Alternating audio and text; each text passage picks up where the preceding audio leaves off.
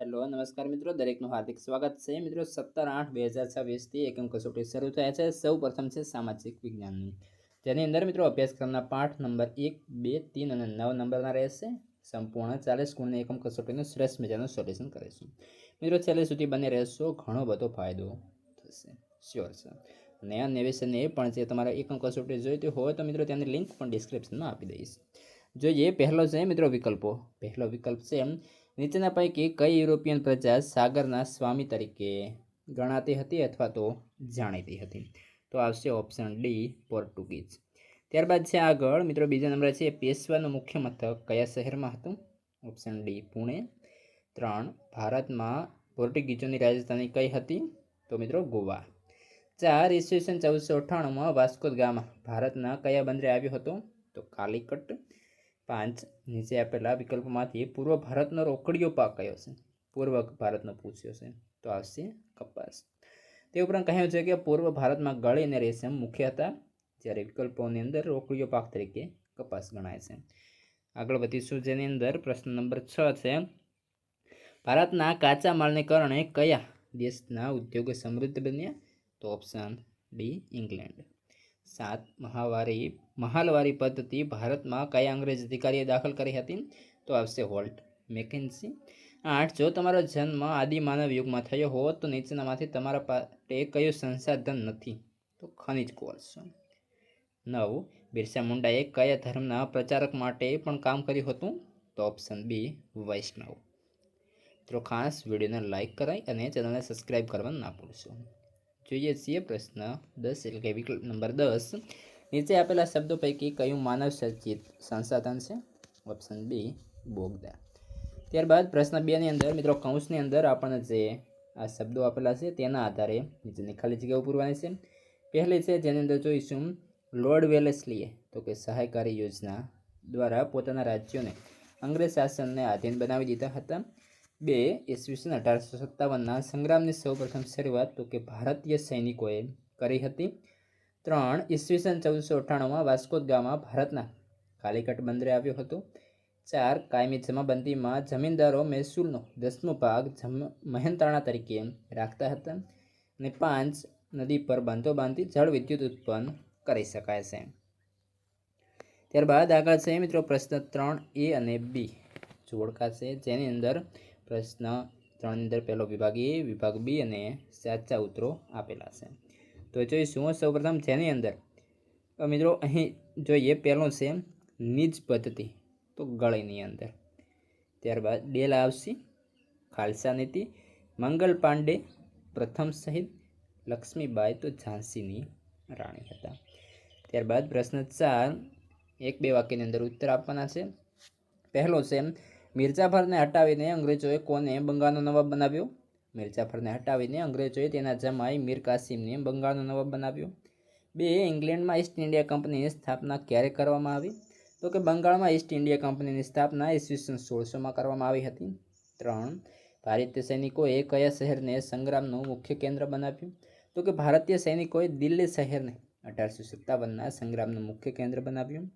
4, કયા ખાતરોનો વપરાશ લાંબા ગાળે જમીનની ગુણવત્તા ઘટાડે છે? તો કે રાસાયણિક ખાતરોનો વધુ પડતો વપરાશ લાંબા ગાળે જમીનની ગુણવત્તા ઘટાડે છે. 5, સમુદ્ર અને મહાસાગરનું પાણી મીઠું હોય છે, ખરું કે ખોટું? તો ખોટું, સમુદ્ર હોય મહાસાગરનું પાણી ખારું હોય છે. પ્રશ્ન 5 છે જેની અંદર પહેલો પ્રશ્ન પ્રાપ્તિ સ્થાનોના આધારે સંસાધનના પ્રકાર કેટલા છે? કયા કયા? તો મિત્રો 4 પ્રકાર છે: સર્વસુલભ, સામાન્ય સુલભ, વિરલ સંસાધન અને એકલ સંસાધન. સર્વસુલભની અંદર આવશે વાતાવરણમાં રહેલા વાયુઓ, દાખલા તરીકે ઓક્સિજન અને નાઇટ્રોજન. સામાન્ય સુલભ સંસાધનમાં તો કે સામાન્ય રીતે સરળતાથી મળતા સંસાધનો, ભૂમિ, જળ, ગોચર વગેરે.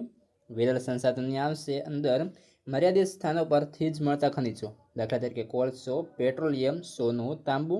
ત્યારબાદ એકલ સંસાધન તો કે વિશ્વમાં ભાગ્યે 21 સ્થળોએ મળતા ખનિજો, દાખલા તરીકે ક્રાયોલાઇટ. ત્યારબાદ પ્રશ્ન 2 છે જળતંગી માટેના પરિબળો જણાવો.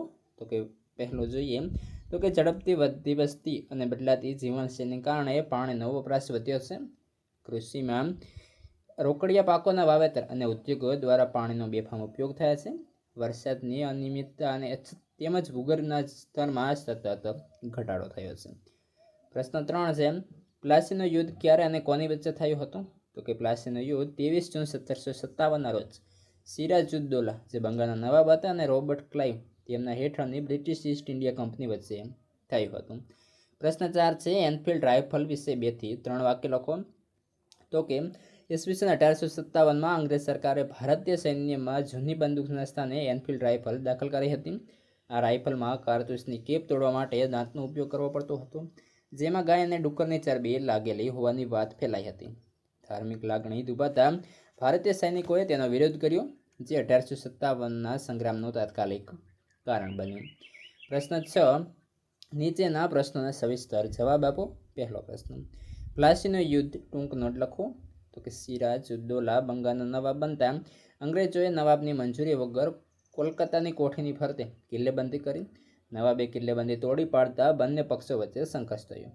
રોબર્ટ ક્લાઇવે નવાબના સેનાપતિ મિર્જાફરને નવાબ બનાવવાની લાલચ આપી પોતાના પક્ષમાં લીધો અને 23 જૂન 1757ના રોજ પ્લાસીના મેદાનમાં યુદ્ધ થયું. મિર્જાફરના વિશ્વાસઘાતને કારણે સિરાજુદ્દૌલાની હાર થઈ. અંગ્રેજોએ મિર્જાફરને બંગાળનો નવાબ બનાવ્યો અને બદલામાં 24 પરગણાની જાગીર મેળવી. આમ ભારતમાં કંપની શાસનનો પાયો નંખાયો. પ્રશ્ન 2, કાયમી જમાબંધીની પદ્ધતિ વિગતે સમજાવો. જોઈએ તો કે 1793ની અંદર ગવર્નર જનરલ લોર્ડ કોર્નવોલિસે બંગાળ, બિહાર અને ઓડિશામાં કાયમી જમાબંધી દાખલ કરી હતી. કંપનીએ જમીનદારોને જમીનના માલિકી હક અને જમીન મહેસૂલ ઉઘરાવવામાં કાયમી ધોરણે આપ્યા. જમીનદારે નક્કી કરેલો મહેસૂલ કંપનીને દર વર્ષે જમા કરાવવું પડતું હતું. કુલ મહેસૂલમાંથી 9 ભાગ કંપનીને આપવા રહેતા અને 1 ભાગ એટલે કે 10મો ભાગ જમીનદાર પોતાના મહેનતાણા તરીકે રાખતો હતો.